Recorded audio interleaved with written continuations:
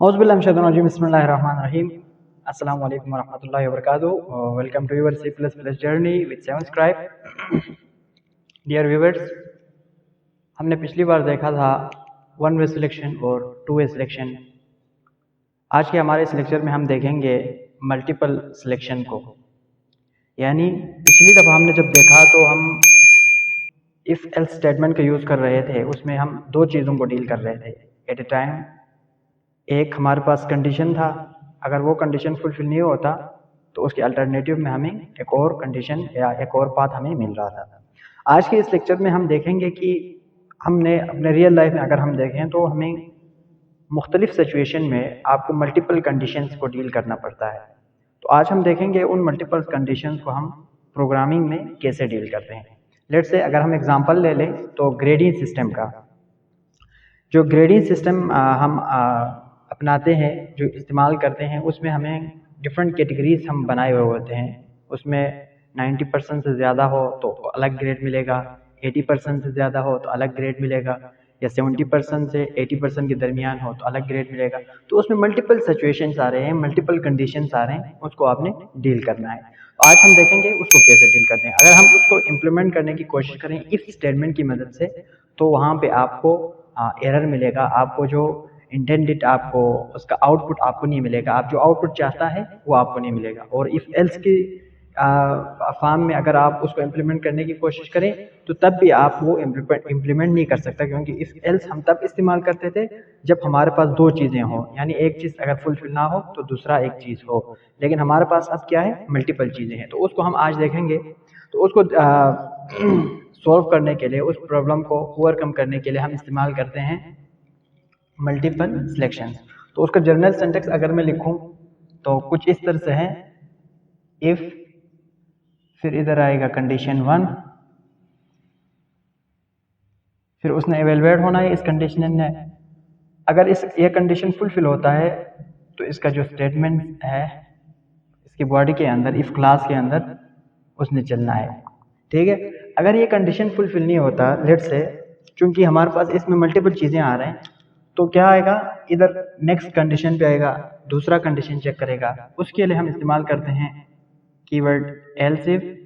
फिर इधर जो भी कंडीशन है उसको हम चेक करेंगे। उसके बाद अगर ये कंडीशन फुलफिल होता है तो क्या होगा, इसकी जो बॉडी के अंदर एल्स इफ का जो क्लास है, इसकी बॉडी के अंदर जो भी स्टेटमेंट है उसने एग्जीक्यूट होना है। ठीक है।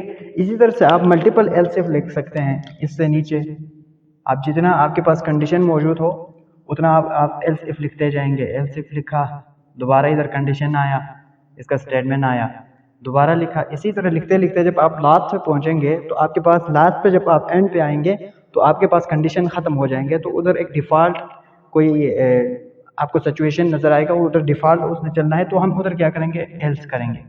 अगर ये सारे कंडीशन जो मैंने लिखा है वो फुलफिल नहीं होता तो एल्स में जाके जो लास्ट स्टेटमेंट है वो चलना है। इसको हम एग्जांपल के लेके देखेंगे तो आपको ज़्यादा समझ आ जाएगा अच्छी तरह। तो इसके लिए हमने अभी जिक्र किया जो ग्रेडिंग सिस्टम है, तो इसको मैं थोड़ा एक्सप्लेन करता हूँ। तो हम अमूमन कहते हैं कि अगर जो नंबर है आपके पास, जो सब्जेक्ट्स के अंदर जितने भी मार्क्स आते हैं वो 90 से अबव हो, ठीक है, तो आप इसके लिए करते हैं A+। अगर 90 से अबव ना हो, 80% से 90 के दरमियान हो, 80 से 90 के दरमियान हो, ठीक है, 90 से लेस हो मतलब, और 80% इक्वल टू 80% हो, तो आप क्या करते हैं इसके लिए, सपोज मैं करता हूँ B। अगर इसी तरह 70 से 80 के दरमियान हो तो मैं करता हूँ C। अगर 60 से 70 के दरमियान हो तो मैं करता हूँ D। अगर ये सारे कंडीशंस जो मैंने जितने भी इधर कंडीशंस लिखे हैं 1 2 3 4, अगर ये फुलफिल नहीं होता तो उससे नीचे वाले के लिए क्या आना चाहिए, F होना चाहिए। ठीक है।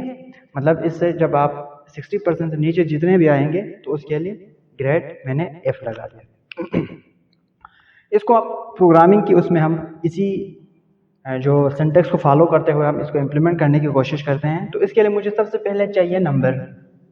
ठीक है, मुझे एक नंबर चाहिए, नंबर वेरिएबल, उसमें मैं स्टोर करूंगा जितना मुझे मार्क्स आया है, फिर उसको मैं चेक करते जाऊंगा। ठीक है, फिर जो कंडीशन फुलफिल होता है उधर जाके मैं उसको ग्रेड दे दूंगा। तो सबसे पहले मैंने किया, दो मैंने वेरिएबल बना दिए। एक मैंने वेरिएबल बना दिया इंटीजर टाइप का, उसको मैंने रखा नम, ठीक है। इसको मैंने सपोज मुझे 90 मार्क्स आए, मेरे एक सब्जेक्ट था उसमें मुझे मार्क्स आए 90। और मैंने इधर एक करेक्टर टाइप, जो करेक्टर टाइप के हमने पढ़े थे, उसका एक वेरिएबल डिक्लेयर किया ग्रेड के नाम से, ठीक है। इसको मैंने इनिशियली उसका डिफ़ॉल्ट वैल्यू दे दिया, ठीक है। तो इधर मैं क्या करूँगा, अब मैं ये कंडीशन अप्लाई करूँगा ये इफ़ एल्स स्टेटमेंट का इस्तेमाल करते हुए। तो सबसे पहले क्या आएगा, मैंने इफ़ लगाया तो मेरे पास कंडीशन क्या था कि अगर जो मेरे पास नंबर है वो ग्रेटर देन इक्वल हो 90 के, ठीक है। अगर ये जो नंबर है 90 से या बराबर हो 90 के या 90 से ज़्यादा हो तो मेरे पास ग्रेड में क्या आना चाहिए, ए स्टोर होना चाहिए, ठीक है। समझ आ गया। अगर ये नहीं होता, सपोज जो मार्क्स मैंने ली थी, नंबर मैंने ली थी वो 90 से ज़्यादा नहीं है या 90 के बराबर में नहीं है, तो ऑब्वियस सी बात है ये उससे कम ही होगा। पहला ये कंडीशन चेक होना है, उसके बाद दूसरे कंडीशन पे आना है। तो फर्स्ट जब ये कंडीशन चेक हुआ तो इधर उसको नहीं मिला कि ये 90 के बराबर भी नहीं है, 90 से ज़्यादा भी नहीं है, तो इसका मतलब यही है कि ये 90 से कम है। तो हम देखेंगे इधर क्या, एल्स इफ़ क्या ये जो नंबर है ये ग्रेटर देन इक्वल टू 80 है, ठीक है। पहले हमने चेक किया 90 से ज़्यादा है या 90 के बराबर है, नहीं था, तो इसका मतलब है 90 से कम है। तो हम इधर चेक करेंगे क्या 80 से बड़ा है या 80 के बराबर है। अगर ऐसा है तो ये ऑब्वियस सी बात है, जब 80 से बड़ा होगा तो ये नंबर 90 और 80 के दरमियान ही होगा। लेट्स से अगर मैं इधर नंबर को रखूँ 85, ठीक है, 85 में रखता हूँ, तो क्या होगा, सबसे पहले ये कंडीशन चेक होगा, if number is greater than equal to 90। क्या 85 ग्रेटर देन इक्वल टू 90 है? नहीं है, ये कंडीशन फुलफिल नहीं हुआ। तो क्या हुआ, नेक्स्ट पे आया एल्स इफ। एल्स इफ क्या number greater than equal to 80 है? जी ऑब्वियसली, इधर मैंने नंबर को क्या दिया था 85, 85 इज 80, तो क्या आएगा ग्रेट इक्वल टू बी, ठीक है। सपोज ये भी नहीं हुआ, ये कंडीशन भी फुलफिल नहीं हुआ, मैं इधर और चेंज करता हूँ, सपोज मैं इधर रखता हूँ 60, तो मैं थोड़ा और नीचे आ जाऊँगा और चेक करूँगा कि अगर ये भी नहीं हुआ तो एल्स इफ क्या मेरे पास जो नंबर है वो ग्रेटर देन इक्वल टू 70 है। अगर ये ग्रेटर देन इक्वल टू 70 है तो ग्रेड में क्या आना चाहिए, ग्रेड इक्वल टू सी, ठीक है। फिर ये कंडीशन भी फुलफिल नहीं हुआ, सपोज ये भी गलत हुआ, ये कंडीशन भी फुलफिल नहीं हुआ, तो मैं और नीचे आ जाऊंगा और इधर चेक करूंगा कि क्या ये जो मैंने नंबर लिया है ये ग्रेटर देन इक्वल टू 60 है। अगर ये है तो ग्रेड में क्या आना चाहिए, डी आना चाहिए, ठीक है। अगर ये भी नहीं हुआ, सपोज ये 60 से भी ज़्यादा नहीं था, लेट्स से मैं कहता हूँ मुझे 50% मार्क्स आए थे, तो एंड पे क्या होना चाहिए, अब मेरे पास जितने भी कंडीशन थे वो ख़त्म हो गए, जो मैंने चेक करना था वो चेक कर लिए। अब आखिर में क्या आएगा, एल्स। अगर ये सारे कंडीशन फुलफिल ना हो तो एल्स में जाकर क्या करेगा, ग्रेड इक्वल टू एफ, ठीक है। तो ये है, इसको हम कहते हैं मल्टीपल सिलेक्शन। इसमें मल्टीपल कंडीशन को आपको डील करना होता है। इसी तरह और भी बहुत सारे एग्जांपल्स है। इसमें होता है ये कंडीशन चेक होता है, अगर ये नहीं चला तो दूसरा चलेगा। अगर ये चलने की सूरत में सपोज पहले ही अगर इस कंडीशन ने ट्रू हुआ, ये कंडीशन ट्रू हुआ तो ये लाइन एग्जीक्यूट होगा, तो ये इफ क्लास चलेगा, ठीक है। इफ क्लास ने एग्जीक्यूट होना है तो ग्रेड में क्या आएगा, ए आएगा। तो ये जो जितने भी नीचे जितने भी लिखे हैं हमने, इन सब ने क्या होना है, स्किप हो जाना है। इसी तरह से लेट से अगर मैं कहूँ पहला मेरा इफ वाला सही नहीं हुआ तो मेरा क्या आएगा, जो कंट्रोल है वो दूसरे कंडीशन के ऊपर आएगा। सपोज इफ वाला गलत हुआ, दूसरे कंडीशन के ऊपर आया, इसने इवेलुएट होना है इस कंडीशन ने। अगर ये कंडीशन ट्रू हुआ तो ये जो एल्स इफ क्लास है इसने चलना है। ये क्लास चलने की सूरत में ऊपर वाला भी पूरा स्किप होगा, इससे नीचे वाला भी पूरा स्किप हो जाएगा। ठीक है, अगर मैं इसी को हमने प्रीवियसली पढ़ा था इफ़, सिर्फ इफ़ से करने की कोशिश करूं तो मैं कुछ इस तरह से करूंगा कि इफ़ जो नम है ग्रेटर देन 90 है, अगर है तो ग्रेड में क्या आएगा, ए आएगा। अगर नहीं है तो मुझे दोबारा चेक करना पड़ेगा, num is greater than equal to 80, grade आएगा B. If num is greater than equal to 70, grade आएगा सी। इसी तरह नीचे चलता जाएगा। तो इसमें मसला क्या होगा, मसला ये होगा, सपोज मैंने दिया नंबर, नम को मैंने दिया 80, ठीक है, तो मसला ये होगा, ये इधर आके चेक करेगा पहला क्या जो नंबर है वो ग्रेटर देन इक्वल टू 90 है, बिल्कुल है। 80 जो है ना वो sorry 80 greater than equal to 90 नहीं है। सपोज मैं इधर रखता हूँ 100 मैंने रखा, सॉरी, तो 100 रखा, तो क्या number is greater than equal to 90, तो बिल्कुल 100 तो 90 से ग्रेटर है, तो ग्रेड में क्या आया, ए आ गया। ठीक है, इसने इस इफ क्लास ने एग्जीक्यूट होना था वो हो गया। उसके बाद कर्सर इधर आके इसको दोबारा चेक करेगा, क्या number greater than equal to 80 है, तो ग्रेटर देन 80 है, तो क्या हुआ, ग्रेड में अब बी आ गया। तो इधर मल्टीपल ग्रेड्स मिल रहे हैं आपको, ठीक है ना, ए भी आ रहे हैं एट ए टाइम, बी भी आ रहे हैं। तो ये क्या है, एक तरह से एरर है, आपको ये नहीं आना चाहिए, क्योंकि इफ सिर्फ इफ स्टेटमेंट में वन वे जो सिलेक्शन था उसमें हमारे पास ये पॉसिबिलिटी मौजूद नहीं था कि जब एक इफ स्टेटमेंट ने चला तो दूसरा स्किप होना है, इस तरह का कोई कंसेप्ट था नहीं। ठीक है ना, इसमें जितने भी इफ स्टेटमेंट है वो एक्सक्लूसिवली आपका कॉल होगा, अलग अलग से उसने चेक होना है, और उसने अगर कंडीशन फुलफिल हुआ तो उसने एग्जीक्यूट होना है। तो इस वजह से हम इसको क्या कर रहा, इफ से सिर्फ इम्प्लीमेंट नहीं कर सकते। ठीक है, तो ये मल्टीपल सिलेक्शन हम इसको कहते हैं। इसका हम अभी देखेंगे फ्लो चार्ट, इसका फ्लो चार्ट किस तरह से बनता है हम वो देखते हैं, फिर हम आगे बढ़ते हैं। तो फ्लो चार्ट बनाने के लिए सबसे पहले मैंने क्या किया, प्रोग्राम को इधर से स्टार्ट किया और इनपुट दिया 50 लेट से। तो मैंने इधर से स्टार्ट किया, नीचे आया, इसको मैंने इनपुट दिया 50। अब इधर से क्या हो रहा है, मेरा कंडीशन चेक हो रहा है, अगर ट्रू हुआ ग्रेड इक्वल टू 80, इस स्टेटमेंट 1, सपोज मैं इसको कहते हैं S1 और इसको मैं कहता हूँ S2, इसको मैं कहता हूँ S3 और इसको कहता हूँ S4 और ये हो गया S5। ठीक है, तो इधर मेरे दो कंडीशन चेक हो रहे थे, इनपुट मैंने दिया, इधर नीचे आया, कंडीशन पहला कंडीशन जो है ना, कंडीशन 1 जो फर्स्ट कंडीशन था उसने चेक होना था, उसने एवेलुएट होना था। अगर ये ट्रू हुआ तो क्या होगा, S1 ने चलना है। ठीक है, सपोज ये कंडीशन चला, पहले ये चेक हुआ, अगर ये ट्रू हुआ तो क्या हुआ, S1 ने चला, मतलब स्टेटमेंट 1 ने चलना था, वो चल गया। तो क्या होगा, अगर स्टेटमेंट 1 चलने की सूरत में क्या होगा, डायरेक्ट नीचे आएगा और इधर आके स्टॉप होगा। ठीक है, आउटपुट देगा फिर स्टॉप हो जाएगा। इसके बाद अगर ये फॉल्स हुआ तो क्या होगा, इधर दोबारा जो है ना सेकंड कंडीशन चेक होना है। ये फॉल्स हुआ तो इधर आके इस सेकंड कंडीशन ने चेक होना है, तो मैं क्या करूँगा, C2 ने चेक होना है। अगर ये C2 ट्रू हुआ तो क्या होगा, अगर C2 ट्रू होने की सूरत में, मतलब कंडीशन जो ट्रू है ये एवेलुएट होने के बाद अगर ट्रू होने की सूरत में क्या होना है, इस वाले लाइन ने चलना है, तो मतलब स्टेटमेंट नंबर 2 ने चलना है। तो मैंने क्या किया, इधर स्टेटमेंट 2 हो गया।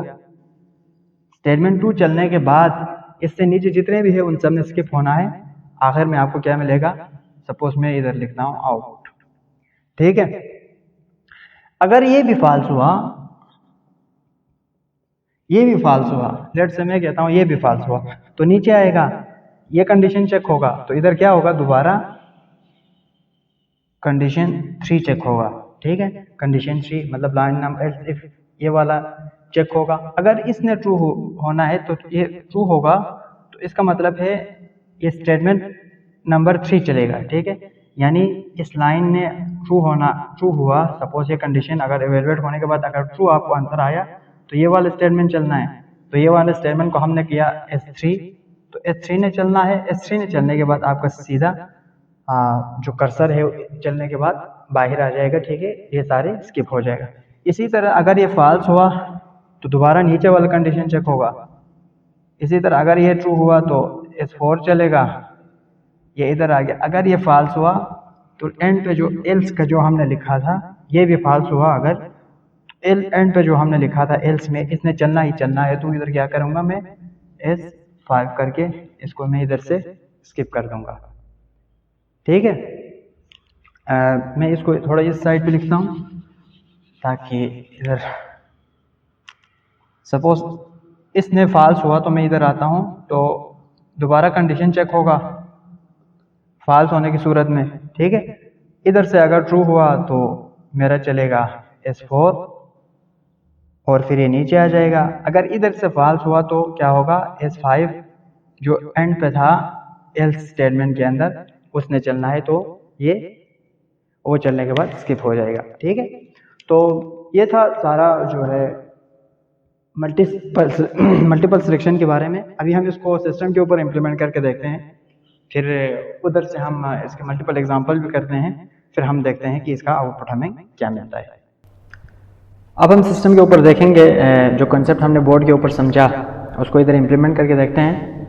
तो मैं सबसे पहले अपना जो फोल्डर हमने बनाया हुआ है पहले उसको ओपन करता हूँ।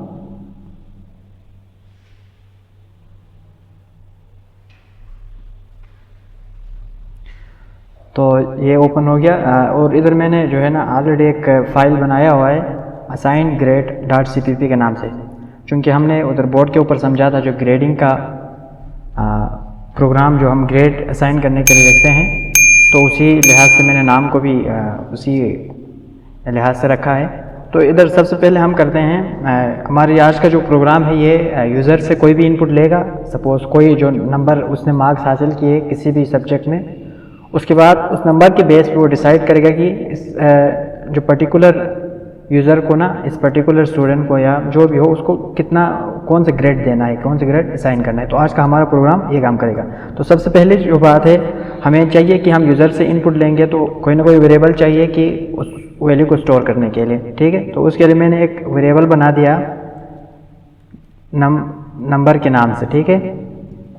नंबर के नाम से मैंने एक वेरिएबल बना दिया और उसको मैंने इनिशियलाइज कर दिया इसकी डिफ़ॉल्ट वैल्यू 0 से। जब आप यूज़र से लेंगे इनपुट तो वो इस नंबर में आके स्टोर हो जाएगा, ठीक है। उसके बाद हमने इस नंबर को देख के इस नंबर के बेस पे हमने ग्रेड असाइन करना है, A B C D या जो भी हो, ठीक है। तो उसके लिए मुझे एक और वेरिएबल चाहिए ग्रेड को स्टोर करने के लिए, A B C D जो भी हो। तो उसके लिए मैं करूँगा CHAR कैरेक्टर टाइप होगा, ठीक है।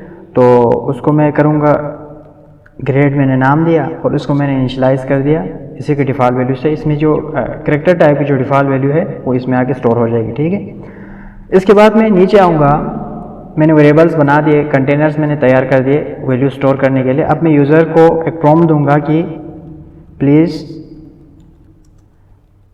Inter the number, inter the number, ठीक है। तो मैंने ये यूज़र को एक प्रॉम्प्ट दिया। तो इसके बाद मैं सीन करूँगा, सीन जो वेरिएबल हमने बनाया था नंबर के नाम से, ठीक है, इसको मैंने इधर लिख लिया, ठीक है। जब यूज़र इधर से इस प्रॉम्प्ट को देखेंगे प्लीज़ इंटर द नंबर, ठीक है, तो वो इधर से अपना जो पर्टिकुलर जो भी नंबर उसने ली है सब्जेक्ट में वो इधर हमें दे देगा। इसके बाद हम इस नंबर के बेस पे हम डिसाइड करेंगे कि अब इफ़ एल्स स्टेटमेंट हमने पढ़ा है तो हम इफ़ एल्स स्टेटमेंट को इम्प्लीमेंट करेंगे। इफ़ अगर जो नंबर दिया है यूज़र ने वो ग्रेटर देन इक्वल टू 90 हो, ठीक है, तो उसके लिए जो ग्रेड हमने रखना था, ग्रेड में क्या आना चाहिए, सी आउट करते हैं हम, सॉरी इससे पहले मैं इधर लिख लूँ कि ग्रेड में आना चाहिए ए, ठीक है। अब ग्रेड को मैं क्या करूँगा, असाइन कर दूँगा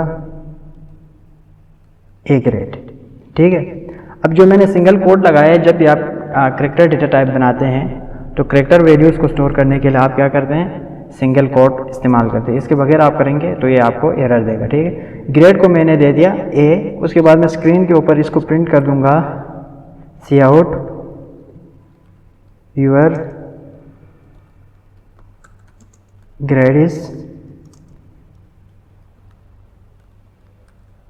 ग्रेट इंडल। ठीक है, जब मैंने ये लाइन इधर लिख ली तो जब 90 से ज़्यादा होगा नंबर, ग्रेड में आगे ए और नीचे वाला लाइन एग्जीक्यूट होगा, सी आउट योर ग्रेड इज, जो ग्रेड में इधर स्टोर हुआ है ए, वो इधर आ जाएगा। ठीक है, इसके बाद सपोज लेट से हमने उधर देखा अगर ये कंडीशन फुलफिल नहीं होता तो हम करते हैं एल्स इफ, और इधर हम देखते हैं number is greater than equal to 80।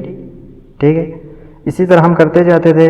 तो इधर अगर ये 80 के से ग्रेटर हो या 80 के बराबर हुआ तो ग्रेड में आना चाहिए था हमारा, ठीक है, बी। इधर मैंने कर दिया कैपिटल बी स्टोर कर दिया, और सेम मैं इसको भी इधर प्रिंट आउट कर दूंगा, यूर ग्रेड इज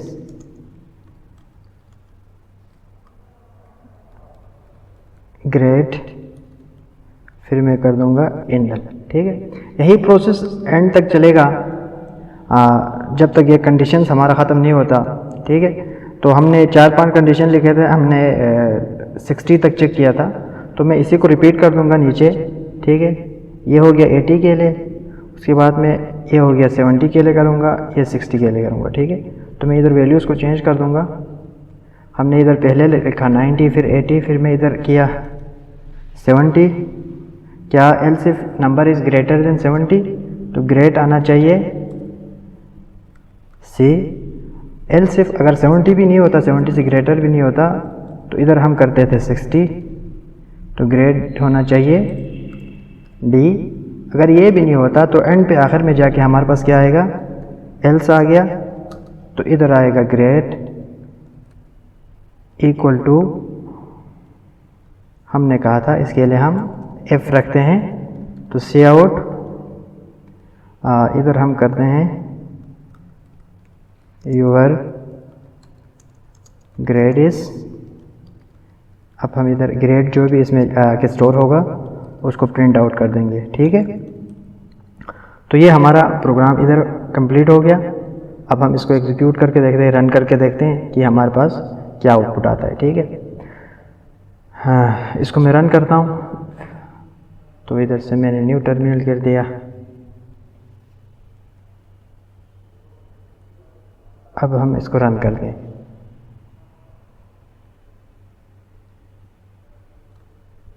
तो अब ये हमसे पूछ रहे हैं कि please enter the number. Late से मैं करता हूँ, मैं 90 से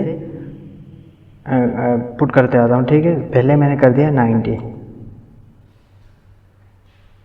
तो 90 जब मैंने इंटर किया, ये प्रॉम्प्ट में जब हमसे पूछा कि नंबर कितना है, तो हमने कहा 90 है, तो मेरा क्या आया इधर आउटपुट में आया यूर ग्रेड इज ए।